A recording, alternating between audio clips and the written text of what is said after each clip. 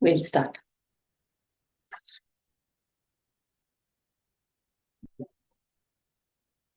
Please bring your mind to the here and now.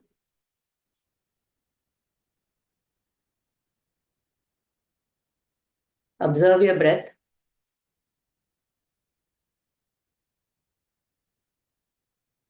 Just observe the normal breath. Don't have to make it. Yeah.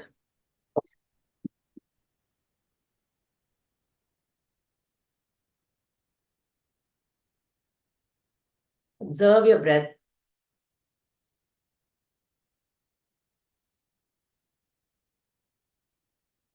And observe the silence within and around you.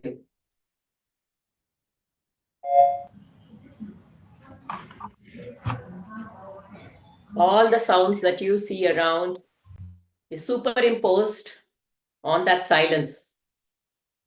The silence is the substratum.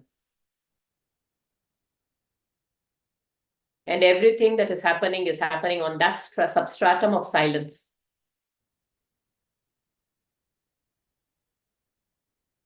May we be able to move beyond all the disturbances and be with that silence. The substratum.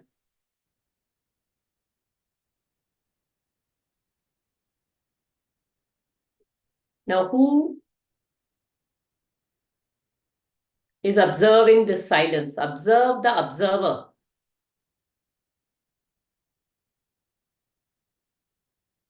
Who is the observer of this silence? Turn around. Observe the observer.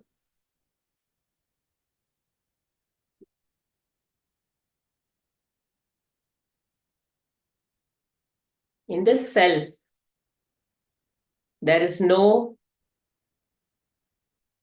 disturbance. There is just existence and bliss.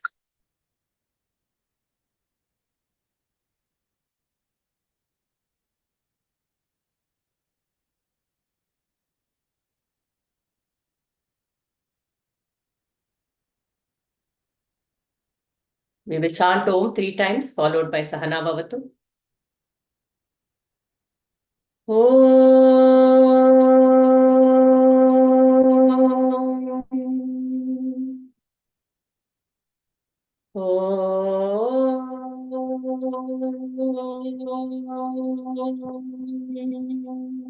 We'll start.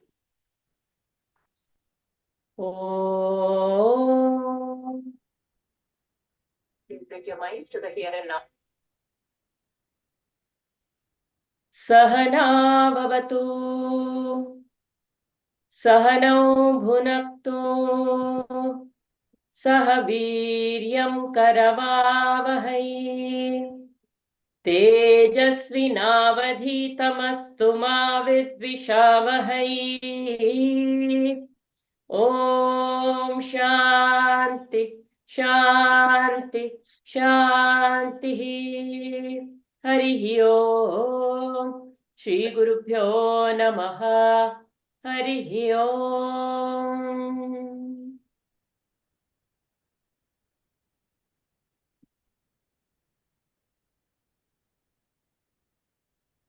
Sadashivasamarambham Shankaracharya-madhyamam Asmadacharya-paryantam Vande Guru-paramparam.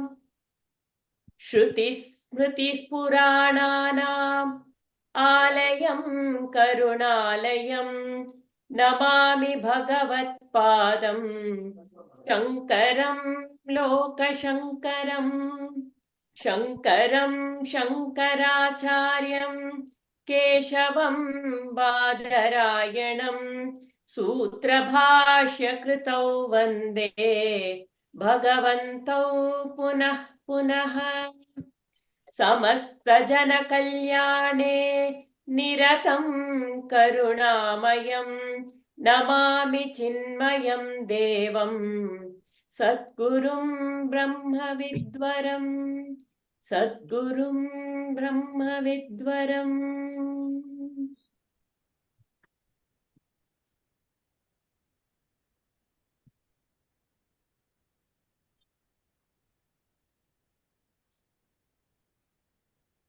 So we're looking at the first verse of Atma Bodha. We will chant it. Tapobhih kshina-papanam shantanam vitaraginam mumukshunam apekshoyam Atma Bodho vidhiyate. Okay, so we were on page 10. We were looking at this, the fourfold qualifications, the sadhana chatushtaya. And we were completely trying to, because this is the adhikari lakshana. So the first one, we were looking at the discrimination of the real and the unreal, the viveka buddhi, in the last class, and hope you were able to reflect on it. See, one of the things about what we learn here is then we go back and apply it in whatever we have learned, we observe, and we become the observer through the week, and we observe, so we grow. It is not like something, I swallow and I have to write a test. None of that is going. The test is on myself. I learn, I grow, I implement, I apply it in my daily life. And that's how I make it relevant for my life and for my growth. So I last time we shared so many things about, the real and unreal. People said the self-image, the body image, the judgments, very nice points that came out. Okay, it was a very nice and interactive session to go one level deeper into what is real and unreal. So we are made of the consciousness and matter. The matter layer is our panchakosha, the annamaya kosha, the physical body, the physical gross body, the mental body. And then there's the causal body, and beyond that causal body is like our vasanas and our deep impressions which we are carrying. And beyond all of this, the one that is there, all pervading, whose gross body is it? My body. Whose mind is it? My mind. The mind is mine. Whose memories and impressions are it? Mine. So what is constant across all of this? I think I am this body. I get too identified with it, and I say I'm tall, I'm short, I'm fair. When I get identified with the body. But when I say this is my body, when I say this is my phone, do I say this phone is me? My phone, I'm saying. So the phone is a separate object, it belongs to me. Isn't it? So the body is not me. The body is this Artis, who has this form right now. Arti is also a name given for this form right now. My mind, when I say, it is like saying my phone. My mind is not me. That thinker is not me. That thinker is not me. The thoughts are happening. The thoughts are happening in me. So I am separate from the thoughts. So I'm not the body, I'm not the mind. This is a very simple mantra. I am not the body, I am not the mind. When I become caught with the body image, when I get identified with my thoughts and start thinking I am the thinker, only if I think things can happen. When I take up all that responsibility, if I think, only if I do, it's like, doesn't mean you don't do. But only if I think, only if I do, things will happen. What am I doing? I am making myself the thinker and the doer, and I am the one who is implementing everything. Everything is happening because of this me. Now this thinker and this doer, this mind and body are part of the matter layer. They are jada. Without the consciousness, without the electricity, the fan is there. It has all its functionality, but the fan can't function. It is jata. The light is there. It has a very different functionality, but without the electricity, it can't function. It is jata. Refrigerator is there, everything, but without that electricity, none of this can be. And the electricity I can't see. It is going. So similarly, I cannot function. None of this, my body or my mind cannot function without, that is just jata. It is only the supreme being within, the consciousness, when I say supreme, the self, which is enlightening everything, and hence we are able to function in the world. Everything else is, so this mind and the body is like an instrument in the doctor's hand. The tool now says, oh, I am the tool, I am performing the operation. It is like that when we say my mind, I am the thinker because I think I'm doing. I am a tool in the hands of the self. So there are two parts within me. There is the ego, which says I am the doer, I am the thinker, and then there is the self. The doer and thinker is the small self, small s, S-E-L-F. And the one that transcends all of this is that I, is the capital S-E-L-F, the higher self.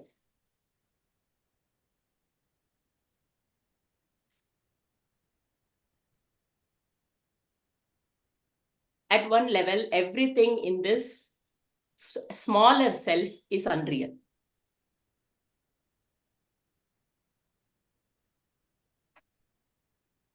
Very difficult to fathom this, no?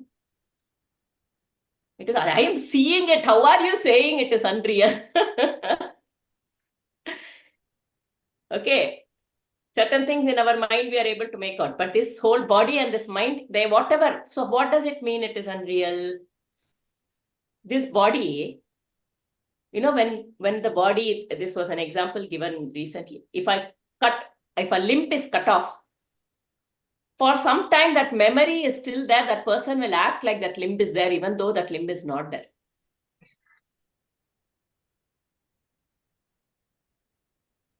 That's called a phantom leg. And also, when a local anesthesia is given to some place, you don't even feel that body. A part in the brain, somehow they put some injection somewhere so that it can, numb that area. You are not able to feel the body at all at that point in time. It is like some wiring connection has been given, which is making me feel like this body is mine, but otherwise, in your deep sleep, we don't even realize there is a body or a mind. In our deep sleep, do we even realize there is a body or a mind? Still, I get up and I say, I had a very good sleep last night. So that I was there, but there was no sense of the body or the mind. So the I can exist without the body or the mind, without the experience of the body or the mind. I don't have my eyes, I still exist. I don't have my legs, I still exist. I don't have my ears, eyes, legs, everything, but still I exist. So the body is separate from me. The body is not me. And similar, the mind, it throws all kind of thoughts. So when I mean it is not real, it is not as we see it. We saw, no, Pratyaksha. I see a rat in one way and a snake sees the rat in a different way. Which is reality? We are all seeing our own subjective realities. We are all only seeing our own subjective realities.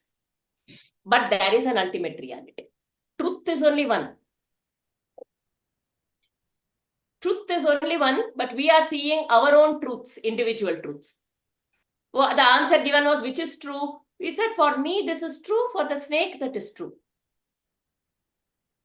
Correct? That was the answer given. True. For me, this is true. So, which means there are multiple truths. Is that possible to have multiple truths? We have only one truth, but we are exposed to multiple images of that truth. So what are we seeing? We are only seeing the image. So is the image a reality then? If we are, because we are seeing we also established in the first class, everything we see, we are only seeing in our mind. We are not actually seeing it outside. We feel like we are seeing it outside, but we are seeing it in our mind. Do you remember? The light is falling on it, it is going and everything we are seeing only in our mind. So all that we are seeing is only an image. So if we are only seeing an image, our pratyaksha is also unreal. We are not seeing it as it is. So our pratyaksha itself is unreal. Then our thoughts further, when we are distorting so many things. We think this person is like that, that person is like that, this situation is painful, that situation is pleasurable. All these, and then you may see, somebody may like bitter gourd, somebody will not like bitter gourd. The bitter gourd has a tendency to be bitter.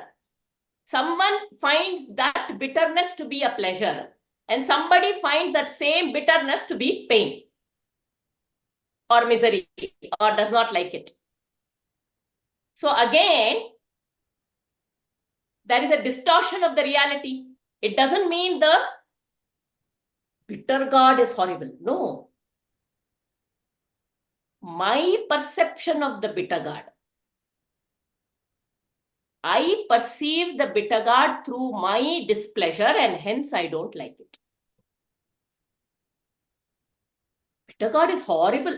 When I say bitter gourd is horrible, I think that is unreal. That is reality. Bitter gourds are horrible. But when I say I perceive the bitter gourd to be, it is not my like. Then what I'm doing, I am saying I am at least separating. I'm not giving it absolute conclusive decision that bitter gourds are horrible. I'm saying I seem to have a problem with bitter gourd. Then I have a choice now. To either others are liking it, maybe I should try. If it is good for my health, I can eat it. I don't like it. Somebody, horrible person, this person talks like this person does this boss is horrible, and all the employees will be sitting and bickering about that boss. And now everybody is saying this boss is horrible, this boss is horrible, and everybody is feeling this boss is horrible. Concluded, that is the reality. He is horrible, that is why I am. So now there is no choice. That person is bad, and hence my dislike is justified. It is real. But the moment I say it is only my dislike for this person, that other person, somehow he said he doesn't like, but still he seems to be doing well with the going ahead, able to talk with the boss well. I only seem to be having some problems. Let me see what are my choices. The moment we see that when we say something is unreal, when I start saying that this is my subjective reality, it is my perception, the truth can be something different. Then I have the freedom to choose, to move beyond my perception and gain control over the situation. Is this making sense? Yeah. Anything you want to share, Vidya? We'll go ahead. We'll go ahead. Okay. So every thought, when I see this is my perception, when we say real and unreal, we say to be very clear that this is my perception of this situation. Somebody else's perception can be different. My image, my subjective reality, not the ultimate reality, the way I am perceiving this situation. Ultimately, everything and everybody is activated through that self, that consciousness, that Sat Chit Ananda. I am also an instrument which is perfect and imperfect. The other is also an instrument who is perfect and imperfect. That instrument is acting like it is. Now, if I say, oh, I am a fan, why is this light giving so much light? It should also go round and give nice air, no? See how good I am. I give air to everybody, and this light is not giving air at all. It is not behaving the way I want it to behave at all. No, that light is meant to behave the way it is supposed to behave, because that is its instrument, that is its function, and the fan is supposed to execute its function.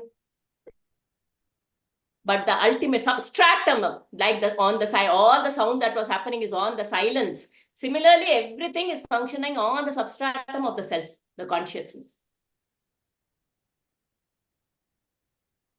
Yeah.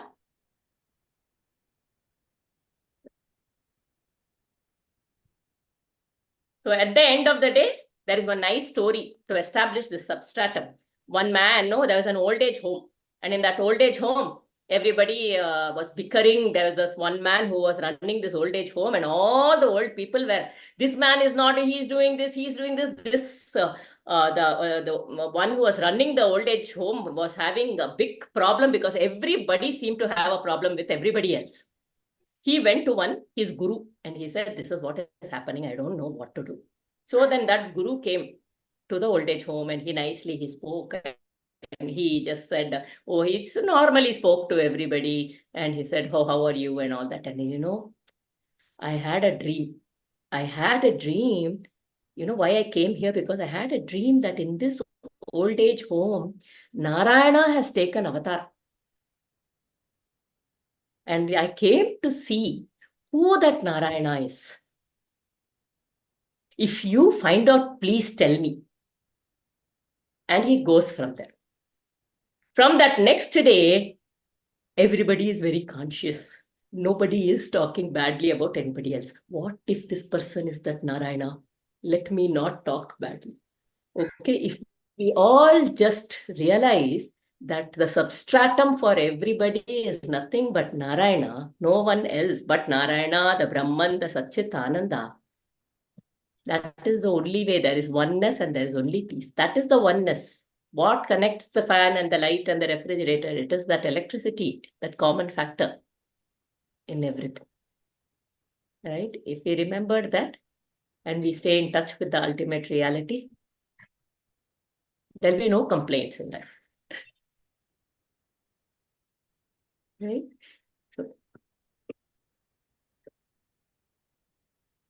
So first we looked at Viveka.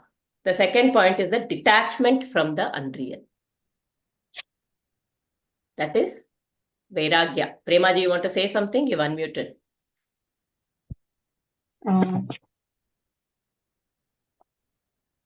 If not, we can continue. Okay. So detachment from the unreal is Vairagya.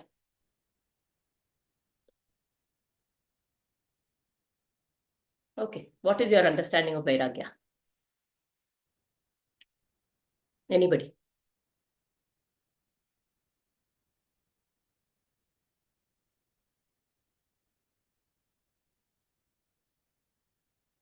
Vairagya means determination. I mean, you have determined that I have to do this and I have to follow that. And not only that, I mean, you have to follow that only. That is one way in which, in a usage way, we say Vairagya. Mm. Uh, we need that willpower, that determination. It's more Yes. dhriti. When Yeah. we say determination, dridata, dhriti. Vairagya can mean, I think somebody has shared that it is dispassion, correct? So what does that mean? Elaborate.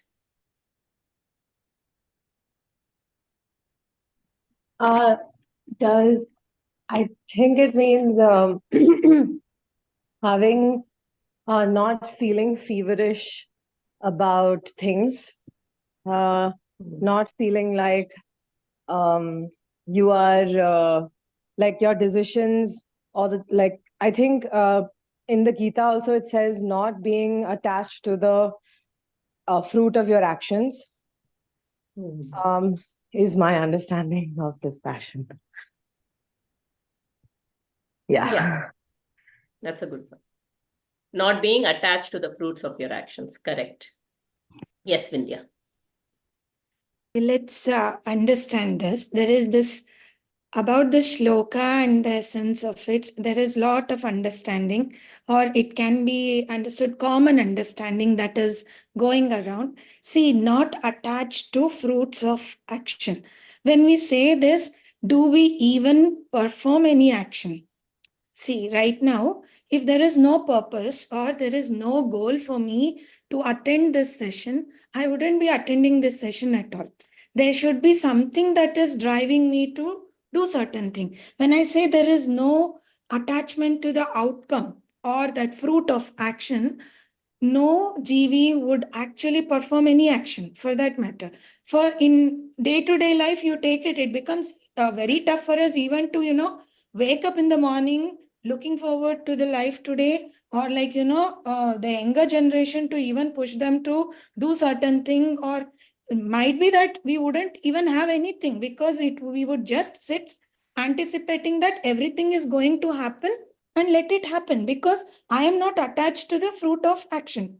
So if I perform it this way also it will go on. If I perform it other way also it will go on because I am not attached to it. Profit or loss, good or bad, anything, I am not attached to it. Why do I even need to perform the action in first place? All this will come, and that might actually bring us down from the level. Actually, the spiritual elevation that has to happen, that might bring it down. Now, like what we discussed in the previous session, if we start seeing that our cup is already full and we are already there in the established state of self, like what Aarti was explaining earlier.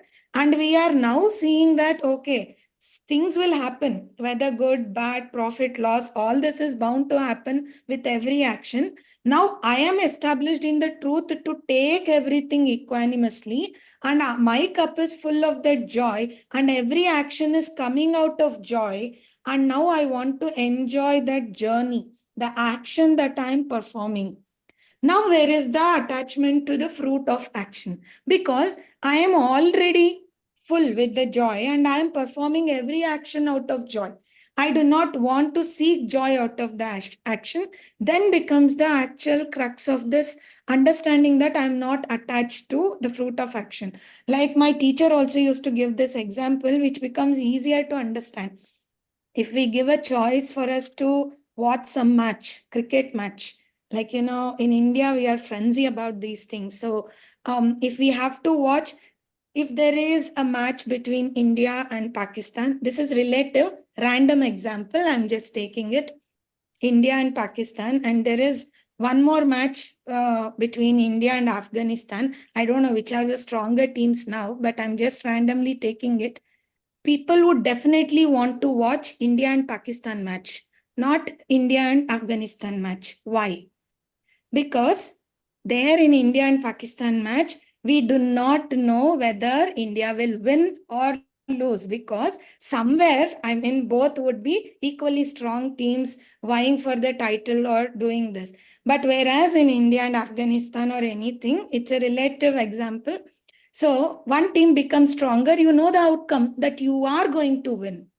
Now, why is that? We want that, thrill or joy of watching this match that is like, equally stronger teams, where there is that nail biting experience that every ball is coming and we don't know what is going to happen, who is going to win, that 3 hours of excitement that is there. But whereas the other side, it is so easy. I just sit, I know that India is going to win. It's a stronger team. And then you are assured of the win. You are assured of the victory. But even then, I want to watch where there is thrill, where there is excitement. Why? Because that 3 hours, that journey time, what I want to spend in watching that matters to me most, because I want to enjoy that journey. I do not want to enjoy the destination. I know that we will win or lose, but that journey, what is there, that thing that I want to enjoy, I want to be in that state. Here it is excitement. Okay, now we are talking of something more higher. But to understand it, that is what keeps us going. That being on the edge of the seat, watching what ball by ball coming and all, that gives us so much of high. And we are looking for that high, not the end. If at all I wanted to see India holding the cup, I would not watch 3 hours. I would just come at the end and see them holding the cup. That is what I wanted. See, that might happen in both the cases. So that when the journey matters and when we are enjoying that, the attachment to the fruit of that journey, what is going to be, that slowly subsides or dilutes. So we start establishing ourselves to enjoy every ball that is coming, every minute that is coming, and that we enjoy with anticipation what might happen. It might go, I might like, not have profit or loss. Why this becomes very important exercises? If we are having the one way approach to everything, we cannot spiritually evolve.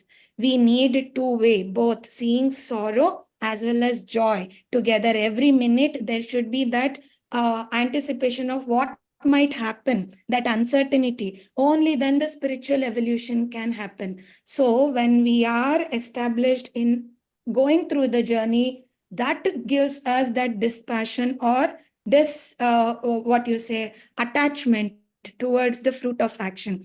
If we just say that I will perform every action without being attached to the fruit, we are somewhere like, we are just giving a Vedantic statement without understanding. When we are established in this truth that we are more focused on the journey, then the dilution of that fruit of action happens and we are able to take it, because every minute we have been faced with uncertainty. The last outcome, the uncertainty doesn't seem to be very high, or we are not depressed or overjoyed with it, because every minute we are established in the same truth. Every minute we are going through whether to face the sorrow or joy. I do not, but I take it equanimously. That is when we become that dispassionate about the fruit of action.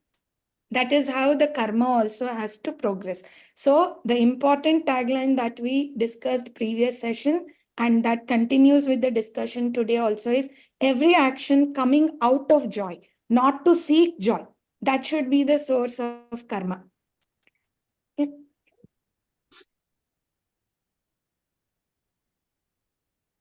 You wanted to share something, Divya?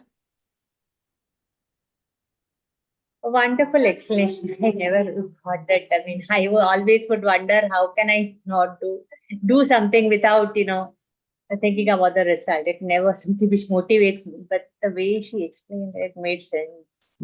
Yeah. So again, for dispassion, I'll come back to a simple example, how we can experience this passion. Passion is any kind of attachment. There is this this thing, Bhagavad Gita shloka, which says, Dhyayato Vishayan Punsaha Sangastheshu Upajayate Sangat Sanjayate Kamaha Kamat Krodho Bijayate. So when you put your mind on something and you're constantly thinking about that, then your desire comes for that. Something, you become more fixated on that. You start craving for that. Either you start craving for that in some way, and then, it could be a hope that it will happen. In some way, we start craving for that. And when that craving comes up and I don't get it, I get angry. Kamat krodho bijayate. Okay, I can get angry. And then it says kama, Krodhat bhavati sammohaha, sammohat smriti vibhramaha, smriti bhramshat buddhinasho, buddhinashat pranashati. It says, when you get angry, you become delusional. Sometimes in anger we say things which we don't really mean also. Even others, in anger, it just starts sprouting out. Okay, we become delusional. We start thinking some things, a lot of things. Imagination coming up, and then from that, our intellect is completely destroyed, and I have moved completely out of the self. That light of the self is just not glowing. Pranashyati. If I indulge in it, if I indulge in something, if I allow something like a broken record, sometimes it works in my head again and again and again, it keeps coming up. Right? So then I am extremely attached. So what is the difference? How can you understand the difference? How can you understand the difference between the passion and the dispassion? Say something like, I'll give two examples here.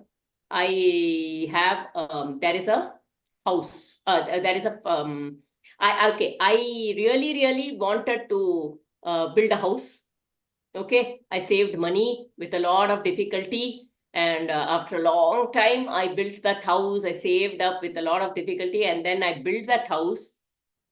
And I have just registered the house. And in 2 days, there was an earthquake and the house just fell. Okay, it was damaged. And now I have a close friend who has also, there is a friend who comes to my place. And then he says, oh, I'm so sad for you. Really, really. Okay. Now let's look at two scenarios. This is the house that I built. I worked towards it. I wanted to, and it happened, and I built it. How would I be feeling if the house has just been destroyed? How would I feel? Distraught? Horrible? I will lose. Some people can even say God does not exist. How can he do this? Okay, and all of these things. How can God do this? I had prayed with so much difficulty, this. And then a friend comes and they say, I am really, really sorry for whatever has happened to you. I feel so bad. And he's genuinely feeling bad. But will his sorrow be the same as my sorrow? Will his sorrow be the same as my sorrow? There is a sorrow. Even I'll feel, if I have a friend, I'll feel bad for them, but it is not the same. And why is it not the same? Why is it not the same? My friends and mine. He doesn't have any interest in that. He's not, I think he's invested in that. Yeah, it was not his friend. It was there's not no his. attachment. That's Yes, it is my personal. Because this is mine, but that is mine. not his. Yes. So what creates that attachment or that passion? That Because it is mine. Mine. Only mine. It is That's mine. why. So that sense of that mine creates This kind of sorrow. So another story, this mine, it is extremely tricky. Now there is a factory. Okay, and that factory is being, it is just beautifully, it is there, and one day that factory catches fire. And the factory CEO or who founder came from a very, very, a humble background with a lot of difficulty. He brought this whole factory up. Now he was a millionaire. And this big factory, he was employing so many people, and this factory was burnt down. And then he was feeling very, very, very sad at that point in time. And then he was crying, oh, what will happen? What will happen to the people? And what will happen to my factory? With so much difficulty, I brought it up. I made it stand and all. And then his son comes and says, but remember, father, yesterday only we had signed that agreement for it to be sold to this person. Okay. then immediately his cries stop. He stops crying. He's like, oh, okay, that is fine. And then another son comes and says, but that guy has only given an advance.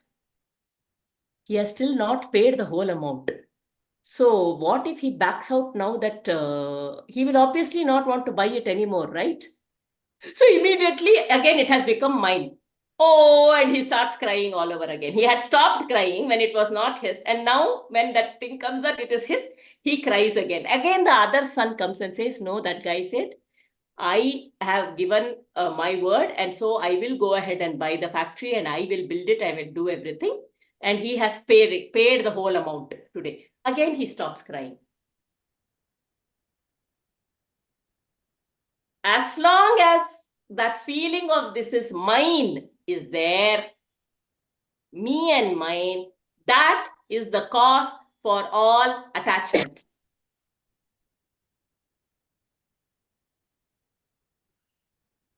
The me and mine is the cause for all the attachment. That is why, even when young children are there, sometimes the parents, they'll come, a child, another child will come and hit my child. And then now the mother will go fight with the other mother. How have you raised your child? Look how your child has come and hit me. Hit my child. Look what he has done. Finally, these two children will start playing, but the mothers will become enemies. They will not talk with each other. Why? Because of that attachment. This child is mine, that sense of possessiveness, that this is mine and connected to me. I strongly identify with this. So that me and mind and I of that smaller self causes attachment. Almost all many of our disturbances will be because of this attachment. Attachment to the world, attachment to my mind, attachment to my body, attachment to that which is unreal.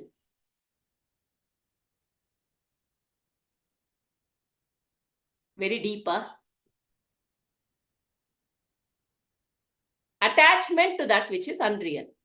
Nothing. It doesn't mean detachment, doesn't mean that now see that other person also cried.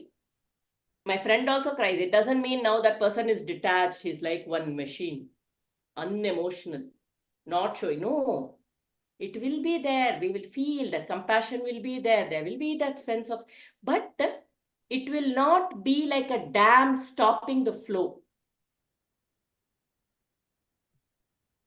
It will not be like a dam stopping the flow of the river to the ocean. Many people, when one failure happens, become very scared to take the next step the next time. Because of fear of failure now. Because that failure, my failure, how will everybody look at me? I worked so hard. And like what Vindhya said, I was attached to the result of my actions and I did not get that result and something like this has happened. I can become bitter. When I do all of that, what happens? I have put a dam. Excuse me, Aarti, why can't we lead our life with balanced attachment and detachment? That is how. Correct. So I would use even more of a word instead of dispassion. I would use disentanglement. Don't knot yourself in it. It's like tying a knot to something. Only if this happens, then I am happy. It is almost like saying, this child I put there's a fight between the children. It is okay. Why am I making it my child? How can that child come and talk to my child like that? That very strong mind. Almost everything I think I'm attached to that, but in fact, that is an entanglement. I am knotted up with that.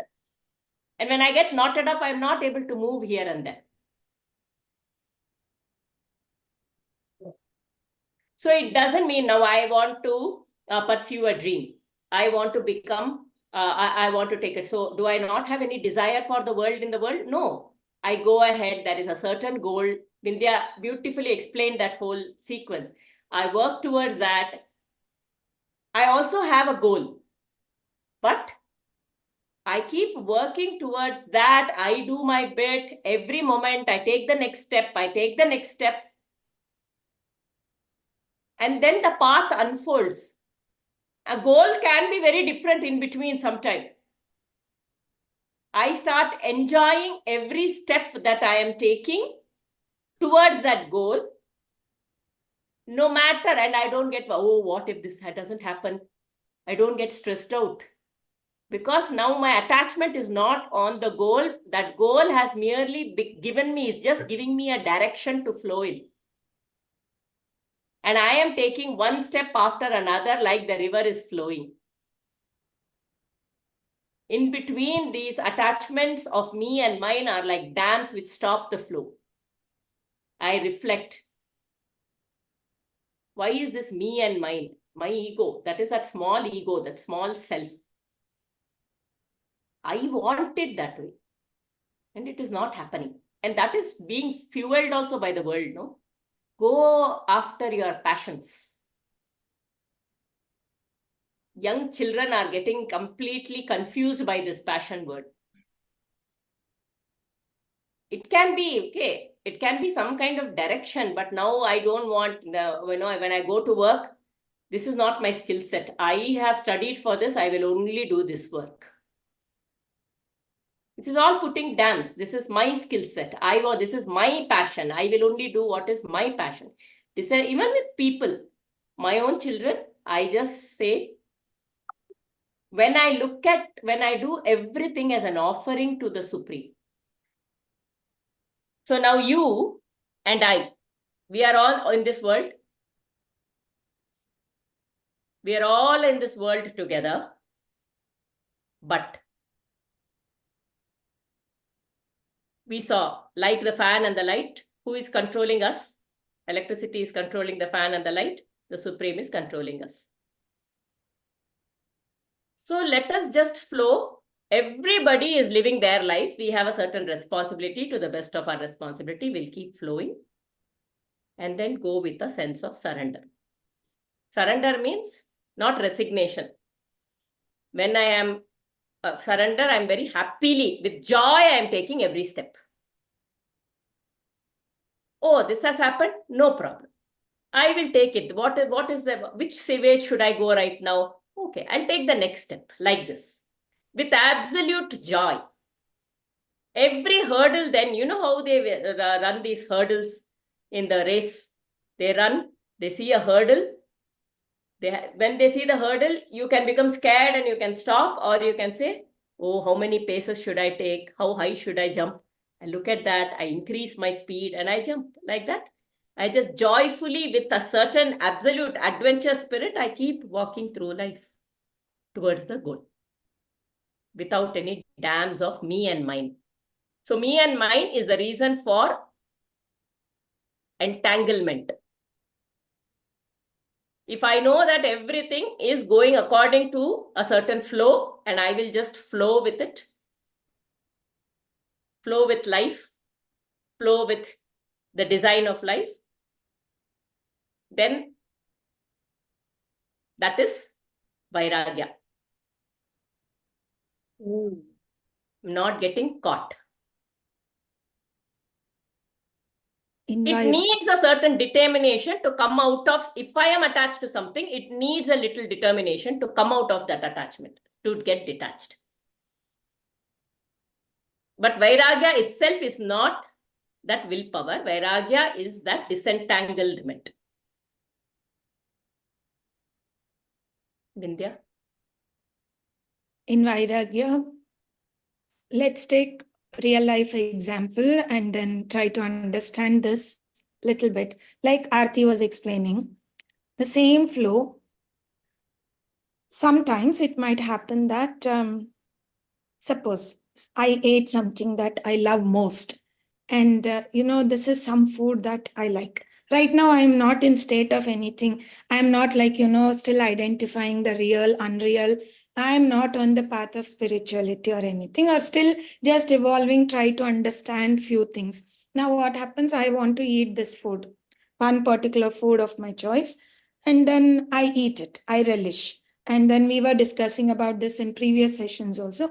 Now my craving, my hunger is satisfied, but that internal mental craving is there, that suddenly I see this food and then I'm not satisfied. I just want, because I can't get hold of it every other day. It's not like the regular rice rasam or something that I get, but this is something occasionally I get and I'm not mentally satisfied.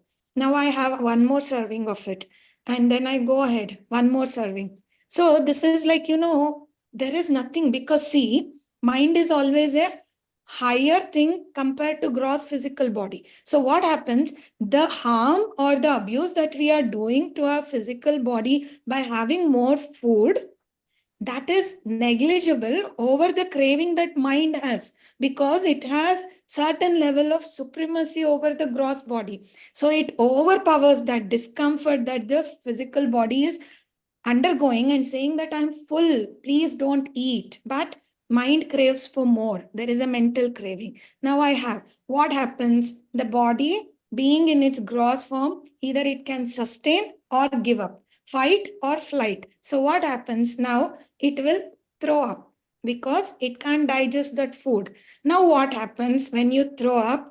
For few months, you will not feel like touching that food, though it was your favorite. What has happened here? I was craving for this food so much. My tongue was like just wanting to taste it.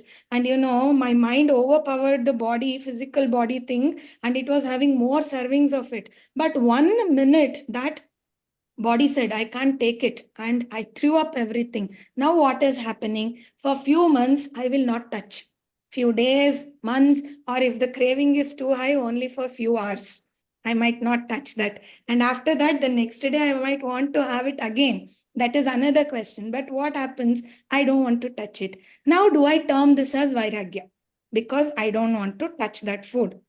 I have become dispassionate because right now that food is right in front of me, but somehow some resentment, something is coming saying me not to eat that food. Do I term this as vairagya? Because I'm also not wanting to overburden.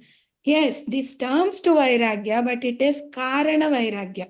What becomes is you have a reason to be dispassionate about that item or that object or that feeling or that emotion, whatever it is. Now, you set in yourself with the truth that this is not real. This might be my favorite food. I will not get it daily, but once, some way, by God's grace, I have got it. Let me relish it. You have 1 or 2, okay. And you just say that it was by God's grace, I had it. It is for my nourishment. It is going to my Annamaya Kosha. It is nourishing me. Here it stops. You don't get into the loop of that eating again or craving for more or anything. Now this we call it as Viveka Puraka Vairagya. That means you are established in the truth of identifying what is real and unreal. And then we are going ahead with the journey. Then it becomes Viveka Puraka Vairagya. In both ways, you do not want to indulge more in the outer world or physically that you want to get involved to, but there is a difference in the approach towards it. So we always have to know that when we are saying that this is vairagya, are we established in karana vairagya or viveka puraka vairagya? Now, once you are there in viveka puraka vairagya, we will go on improving or then. But in Karana Vairagya always leads to again Viveka Puraka. Like, it has to go, like you're transcending from one state to the other. Now, sometimes there might be like, even if I'm established in the truth, we are all mortals. We are all in human life. What happens? I might step one step down and then, I'm having everything. Even the greatest of the greatest people have gone through this phase. I end up eating that food. Like years I have not touched. Today somebody came and gave me. Instead of being like, I don't want to eat, I don't want to eat, all the time repeating it in my mind, I eat it. And then over a period of time, like maybe months or years, I feel the guilt that one day I had taken the oath not to eat, but I have eaten that. That guilt is again an attachment to certain emotion. Food was a grosser thing that even if I had eaten, one day digestion finished. I would have stopped it at that point only. But now the guilt that I'm carrying, that I had this food which I had taken a oath not even to eat again. Or instead of eating one, I had two. This was supposed not to be done on the path of spirituality, that too. Now I carry guilt of it. This is attachment to the guilt. Now, what is happening? My attachment to certain food is getting converted to attachment to certain emotion, which can do higher discomfort, cause higher discomfort on the path of spirituality than just eating the food and forgetting it then and there. So these are the things, even if it is Karana Vairagya, the minute that you understand the hierarchy of like body, breath, mind, and intellect, this connection, we need to understand that where we stand, like, is it a physical thing or is it going to a mental thing? And is it leading one to the other, whether we are in the Karana Vairagya or Viveka Puraka Vairagya? When we start our swadhyaya on these lines, contemplating on these lines, our understanding of Vairagya becomes more easy. It is okay to step down and proceed. It is like one step down and two steps ahead, instead of like, dwelling on some thought and going two steps down every time. That will lead us to where we started, or even further much down than where we started with our journey. So this is how the transition from normal things to move to Vairagya in regular life should be. Because once we come in touch, we will understand what is real and unreal going on. But we have to navigate through the world. We have day-to-day challenges. We have our samsara, what is going on. So we can't step back. Then it becomes very easy for us if we understand this Karana Vairagya, Viveka Puraka Vairagya, and how it acts on a physical body and mind, that complex also, then it becomes easy for us to navigate through these challenges. So, this whole navigation, 3 steps. First, we have to know what it is that I am attached to. First, I should even realize that I am attached to this. What is it that I am overly over attachment? Identify that. Second step, that Vivek is, what is the Viveka I will apply? Viveka Puraka. Because when we do the Karana Vairagya, sometimes it can get into another loop. I can get into, this is very bad, so I don't want to do this. I can become this, but what I have done is I have attached another, like what Vindhya was telling, if I say, this is very bad. So, okay, let me say I was drinking. And then I say, this is very bad. And because I move out of it. This is horrible. This did that, this to me. And I start judging then all of the people who are drinking. That can also happen. This is bad. Okay, it is not just. So that judgment is also coming from some space within me. I am like this. I am practicing this Vairagya. I can stay, or maybe I've never drank. I believe that drinking is bad. So now I go around judging everybody. This is Karana, because it can cause bad, it is negative for my health. It is, it is not good morality. Anybody who drinks is horrible. All these reasons are coming. And then I'm saying, so everybody else who is drinking is now bad. So it can also throw that kind of an image in my mind. Though I am practicing detachment from that, I end up judging the other. So there is an attachment to my belief there. I can still advise without, there is a difference in the way it comes out. When it comes out as a judgment, or you just go and give it as a knowledge. right? There is a free flowing. If you really feel, that is Viveka Puraka. When I feel, why take this? It takes control over my mind. Why get into something that will, make me, as it is, I'm having so much difficulty keeping control over my mind. And now if I take this, I'm going to lose my mind further. And why give in to that? When I have that kind of a Viveka Puraka Vairagya, then I will say, even when I'm telling the others, no, I choose not to because I lose because I feel it will make me lose. So I'm not judgmental. When you are acting out of Viveka, you are not judgmental about yourself or about the others. Why does the regret and the guilt come? Because you are also judging yourself. One time I left it, what Vindhya said. I said, I will leave it. I will totally leave it. And then I come back and one day I had it and I keep thinking I had it. I said, I will leave it, but I will have it. That guilt is also coming about based on judgment of myself. I am judging myself. I end up judging the other also. I am judging myself also here. The guilt is coming out of that judgment. When I'm judging somebody else, it becomes blame. When I judge myself, it becomes guilt or regret. Isn't it? So both of these, that karana. So Viveka Puraka. Is this good for me? What does it do to me? So the third step, next class, we will explore. How can I practice Vairagya? I am attached to something. How can I get out of it? First, identify the attachments. What are my attachments?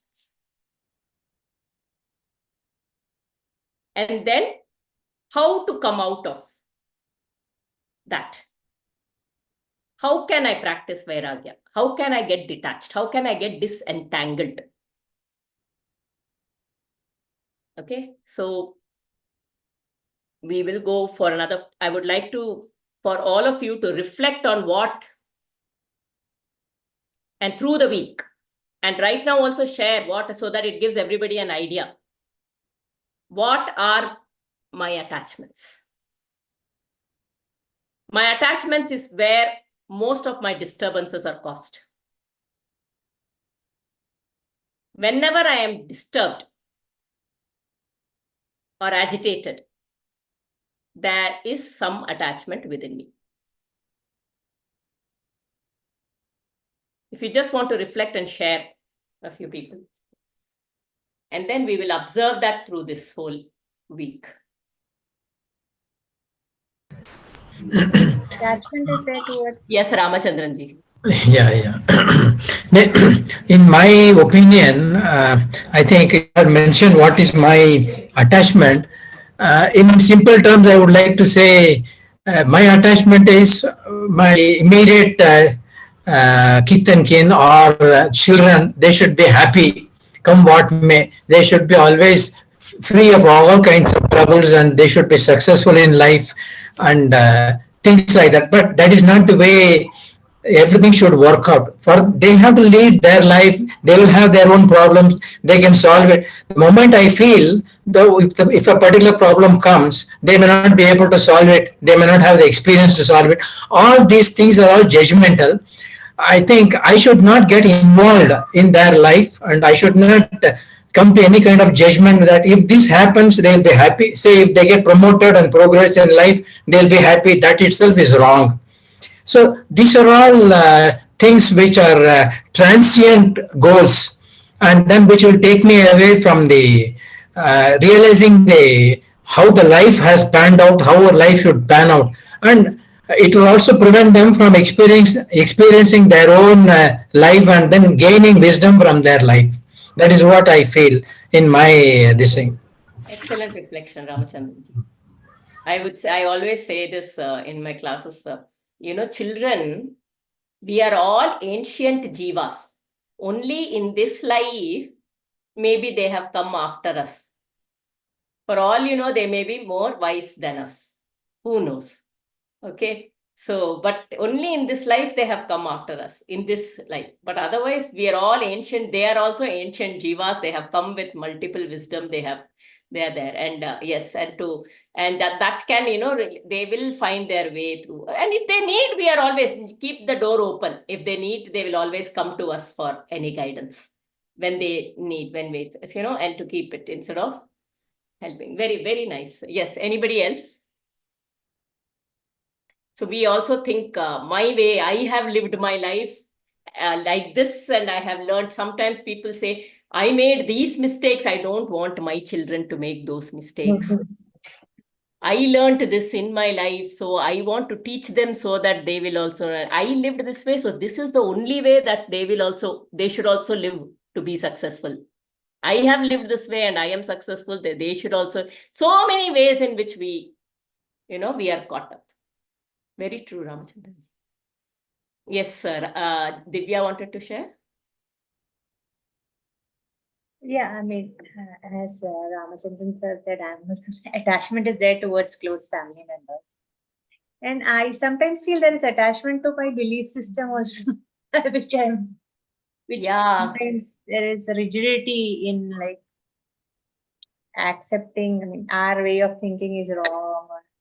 Yeah. And I project my belief on others. Yes, I'm guilty of that. And I judge the others based on that. And especially my children, we see as an extension of myself. So my belief, they should also follow. Yeah.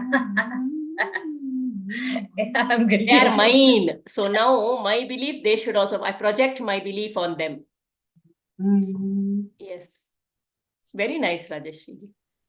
Beliefs. Yes, Aparna. Actually, we try to plan our children's life. Yeah, That's we how think it this should is be. how they should be. Whenever, in art of parenting class and all, that is what do you think? What kind of a parent you want to be? I want my children to, like, what kind of a parent do you want to be? No, I want my children to study well, to do this, to be very disciplined. No, that is for the children. What kind of a parent do you want to be? It's the projection is on I want my children to be like this. So parent means children only. Oh, I want to be a liberal parent. I want to be a strict parent. No, that is what it is about me, right? But no, I want my children to be like this. Parent means children. So attached. No I had difference. collected so much of books like Who Moved My Cheese, that 7 Habits of Successful People, so many list of book I had collected to give it to my son. I did not study anything. Only started few pages and said I should make my son study all this before he enters the college. But he never touched it. Yeah, they'll pick it up Especially when they time want, management. not when we want. Yes. So especially time management books, which we never follow. That is running in my head. They are not managing the time. They are not managing the time. And then we want to keep all these things. And no, Because we believe that our kids reflect us as parents.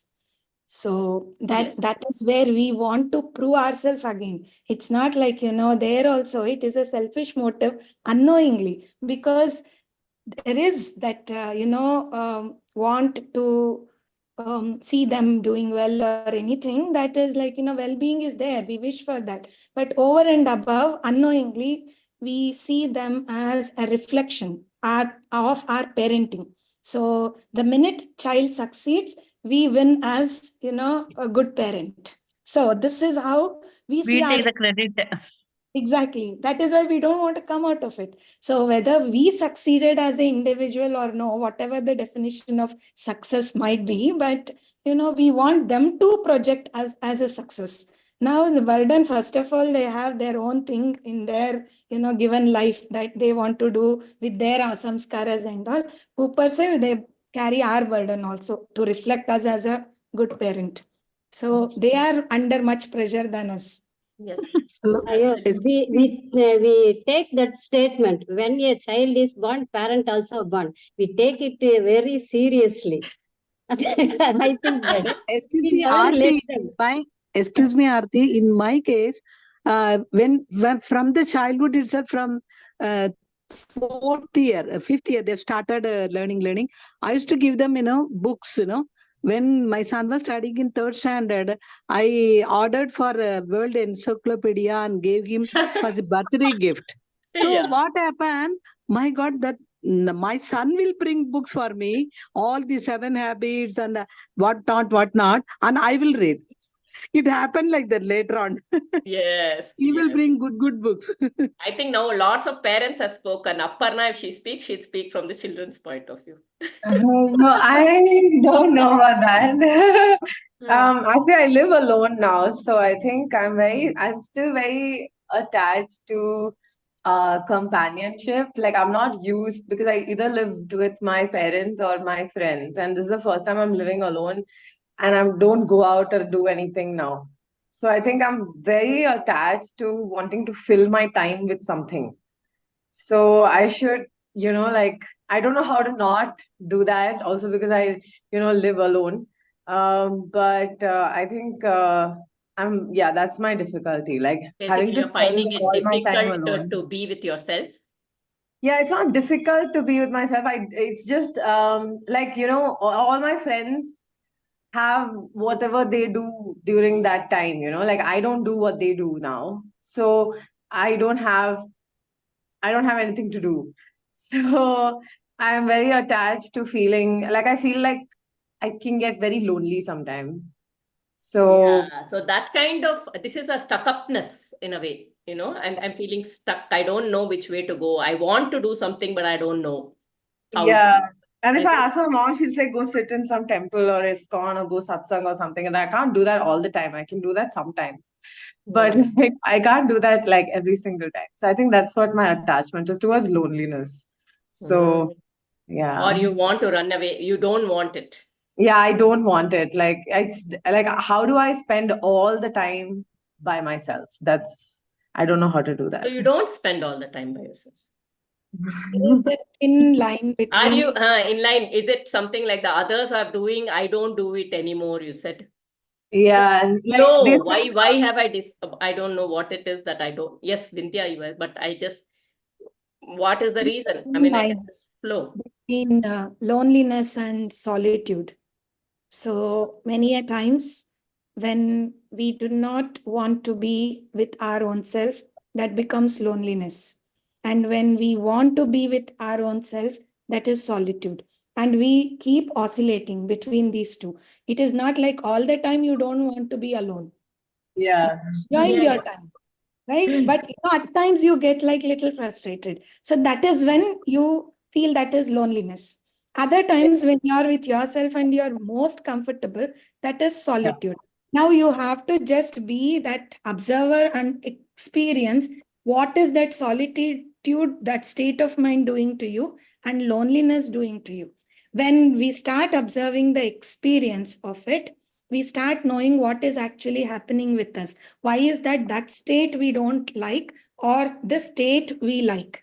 This, when it comes, we understand solitude and loneliness in depth, and that will give you solutions for yourself. And it is just a phase till we understand this.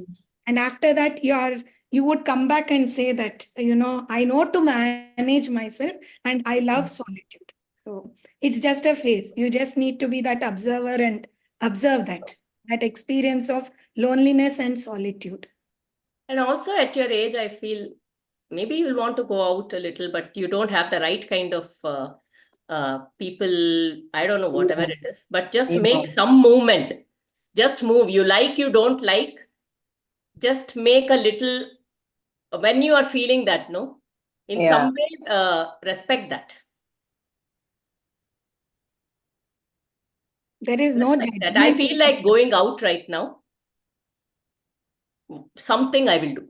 And we just bring that movement, then the cosmos will conspire to bring the right thing also for us. I can't sit in one place and think, how can I? I have to take one or two steps, and then the path will unfold for me. I can't just be standing wherever I am and try to figure out how. Yeah. Yeah. Okay. Yeah.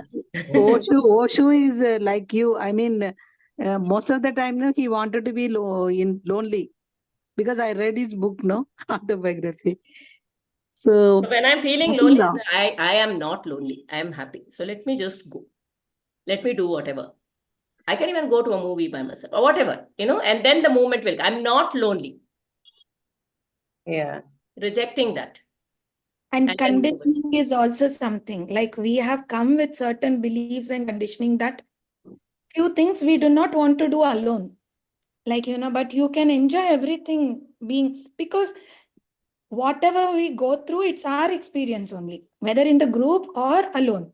So right now, even this things that you say that with friends, they don't do the things that I do, or I don't do the things that they do. There is nothing wrong in trying out the things that they are doing just to be there, but the experience is yours alone. It's not going to be, definitely there will be energy, there will be group energy that will be working and all, but experience is always personal. So that experience will give you a right understanding of when you're alone, what you can channelize your energies into, and then what is the difference between loneliness and solitude. And that internal journey is only yours, purely yours.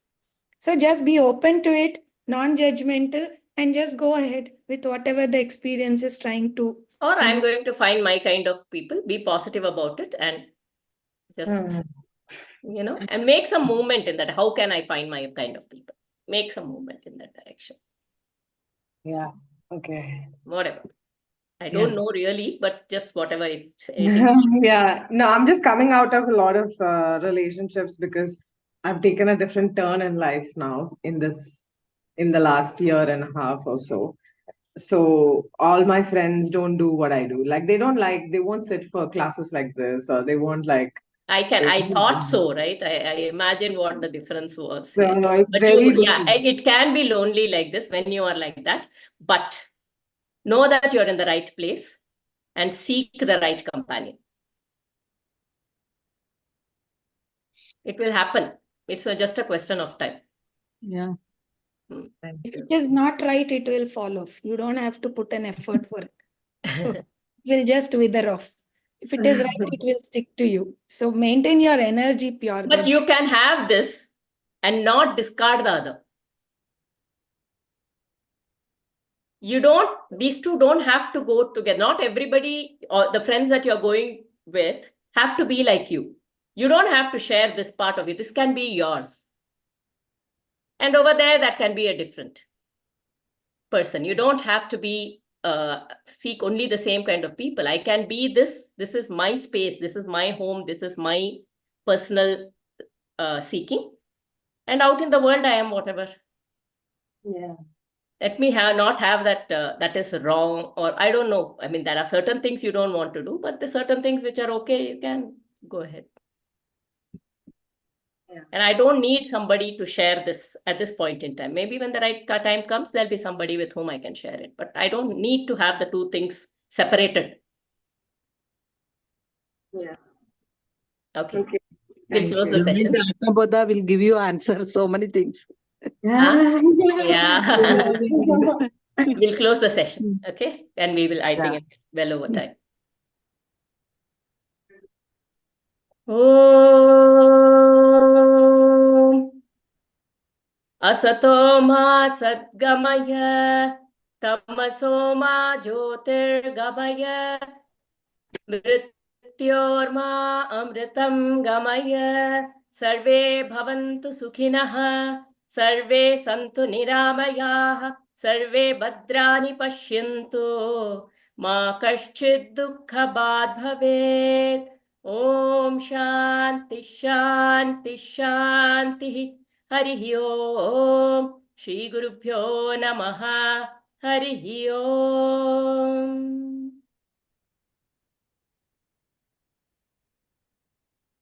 The classes are going to be slow but we must internalize it, and hence we are really going one point after another. I hope we are all okay with this way of doing it. Ram. Thank you, ma'am. Ram. Thanks a lot. Next, August 15th, class is there. Yeah. We don't want to miss your class. We'll have it. We will have it. Thank you. Hari. Bye-bye.